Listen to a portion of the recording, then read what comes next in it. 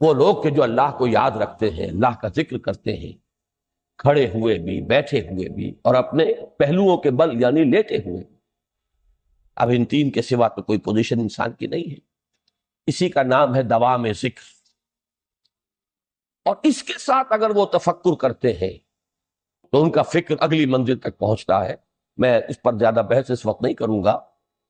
اس وقت میں نے چونکہ وہ تین باتیں بیان کی تھی، میں درجہ بدرجہ چاہتا ہوں کہ آگے بڑھوں اور ایک حد سے زیادہ کسی بھی مسئلے میں تجاوز نہ کروں۔ یہ جو بات سورہ آل عمران کی آخری رکوع کی اس دوسری آیت میں آئی ہے، اسی کو مولانا روم نے بیان کیا ہے بہت ہی سادہ لیکن بڑے پرمغز شعر میں۔ این قدر گفتیم باقی فکر کن، فکر اگر جامد بوت رو ذکر کن۔ اس قدر تو ہم نے تمہیں بتا دیا، سمجھا دیا، یہ بات تو آ گئی تمہارے عقل میں، اب جاؤ خود غور کرو، مزید آگے پیش قدمی کرو۔ این قدر گفتیم باقی فکر کن، فکر اگر جامد بوت رو ذکر کن۔ فکر میں جمود آ جائے، فکر سست پڑ جائے تو جاؤ پھر ذکر کرو۔ تو یہ ذکر اور فکر گویا کہ گاڑی کے دو پہیے ہیں کہ جن سے فکر انسانی صحیح رخ پر آگے بڑھے۔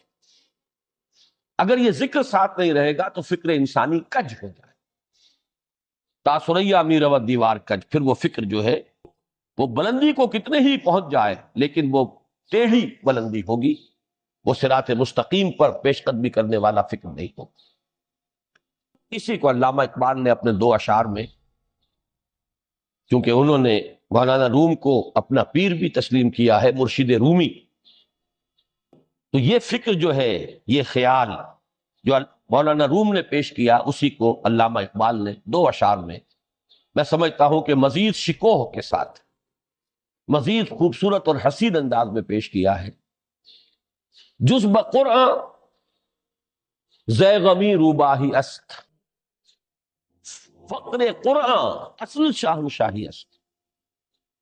قرآن کے بغیر اگر کوئی شعر بھی ہو تو وہ بھی اصل میں لومڑی ہے، اس کی کوئی حقیقت نہیں، اس لیے کہ اصل شاہنشاہی جو ہے وہ تو فقر قرآن ہے۔ اب فقر قرآن کیا ہے؟ فقر قرآن اگر آپ لکھا ہوا دیکھیں گے اس کو تو اس کے آگے یہاں اب سوالیہ نشان آ جائے گا۔ فقر قرآن یعنی سوچو فقر قرآن کیا ہے، اور جواب ہے اختلاط ذکر و فکر۔ فقر قرآن امتزاج سے وجود میں آتا ہے، اس میں ذکر بھی ہو فکر بھی ہو۔ اور فکر را کامل نہ دیدم جس میں ذکر، میں نے فکر کو کبھی بھی اپنی منزل مقصود تک پہنچتا ہوا نہیں پایا جب تک کہ اس کے ساتھ ذکر تھا۔ تو پہلی شے تھی فکر انسانی کی صحیح رخ پر مزید پیش قدمی اور پیش رفت، اور اس کے لیے لازم ہے ذکر و فکر کا امتزاج۔ دوسری چیز کو لیجئے عمل کی درستی۔ اس عمل کی درستی کے لیے اللہ تعالی کے ساتھ ایک گہرے تعلق کی ضرورت ہے، اس لیے کہ صبر کی بحث میں یہ مضامین شاید آپ کے سامنے آ گئے ہو کہ صبر، جہاں مصیبت پر صبر ہوتا ہے، تکلیف پر صبر ہوتا ہے، اللہ کے احکام پر جمنا یہ بھی صبر ہے، نفس کی خواہشات کی باغ کو تھام کر رکھنا، کھینچ کر رکھنا یہ بھی صبر ہے، اور استقامت کسی شے پر قائم رہنا یہ بھی صبر ہے۔ تو عمل صحیح پر استقامت کے لیے وَاصْبِرْ وَمَا صَبْرُكَ إِلَّا بِاللَّهِ، اس صبر کی سب سے اہم جو بنیاد ہے، اس کا جو سب سے بڑا ذریعہ ہے، اس کا جو سب سے بڑا سہارا ہے، وَمَا صَبْرُكَ إِلَّا بِاللَّهِ، اس کے لیے ضرورت ہے ایک گہرے تعلق کی کہ اللہ کے ساتھ ایک ایسا تعلق برقرار رہے جو نہ صرف گہرا ہو بلکہ دائم و قائم ہو، مسلسل۔ ذرا ظہول ہوگا تعلق مع اللہ میں، ذرا کمی آئے گی، شیطان کا وار طاری ہو جائے گا۔ اسی کو حضور نے حدیث میں یوں تعبیر کیا ہے تمثیلاً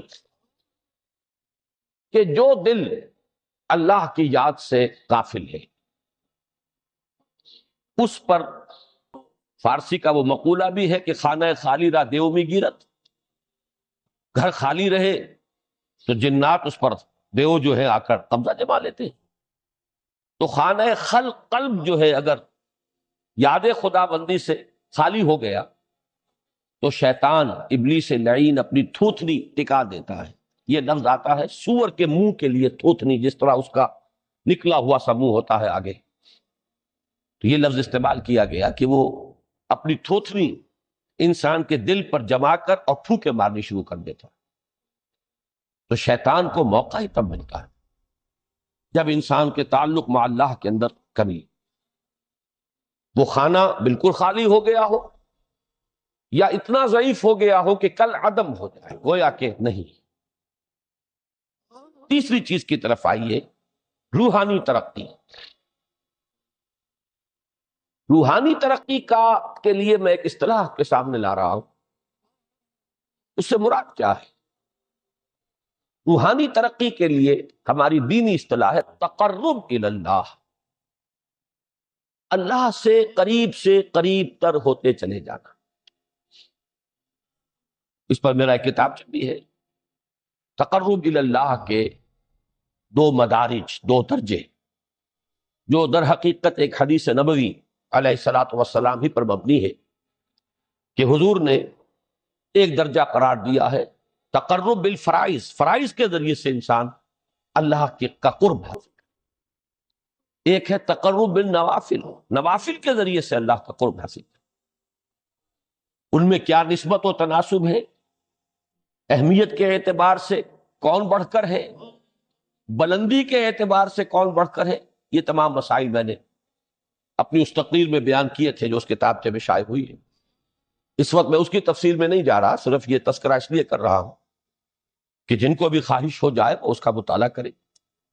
ہماری اس وقت کی گفتگو سے وہ کتابچہ اس جگہ پر منسلک ہوگا۔ تو تقرب الی اللہ، یہ تقرب کوئی فزیکل فینومینن نہیں ہے، جسمانی یا مادی مسئلہ نہیں ہے۔ اللہ سے قرب یہ نہیں ہے کہ کوئی کروڑوں میل کا فاصلہ ہے، اب ہمیں کوئی رسی پر چڑھنا ہے اوپر بڑی محنت اور مشقت سے۔ فصل تو ہے ہی نہیں، فاصلہ ہے ہی نہیں، بعد ہے ہی نہیں۔ نحن اقرب الیہ من حبل الورید، ہم تو انسان سے اس کی شہرگ سے بھی زیادہ قریب۔ هو معکم اینما کنتم، وہ تو تمہارے ساتھ ہی ہوتا ہے جہاں کہیں بھی تم ہو، بس صرف یہ کہ تمہاری توجہ نہیں ہوتی، تم اور چیزوں میں مشغول و مصروف رہتے ہو، تم ہماری طرف دھیان ہی نہیں دیتے، تم ہماری طرف متوجہ ہی نہیں ہوتے۔ ہم تو مائل بے کرم ہے، کوئی سائل ہی نہیں، راہ دکھلائیں کسے رہنم منزل ہی نہیں۔ انسان جب متوجہ ہو جاتا ہے اور بڑھتا ہے، آگے پیش قدمی کرتا ہے روحانی اعتبار سے، تو یہ ہے در حقیقت تقرب الی اللہ، اور اسی کو ہم کہیں گے روحانی ترقی۔ اب ان تین چیزوں کو اگر آپ نے ذہن میں جما لیا، پھر میری بات کی ترکیب اس کو ذہن میں قائم کیجئے۔ ہم چلے کہاں سے؟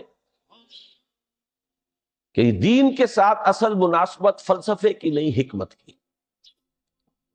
نمبر 2، حکمت قرآنی کا پہلا اور اہم ترین اور بنیادی مسئلہ معرفت رب کا حصول، اس کا نتیجہ شکر خدا بندی، اس کا ذریعہ آیات آفاقی، آیات انفسی، اور سب سے بڑھ کر آیات قرآنیہ، جو الذکر، جو تذکرہ ہے، جو ذکر ہے۔ لیکن اس پہلے مرحلے کو اگر کوئی انسان بفضل ہی تعالی، اللہ کے فضل و کرم سے طے کر لے، اب اس کے سامنے تین مسئلے، فکر کی مزید پیش رفت، مزید پیش قدمی صحیح رخ پر،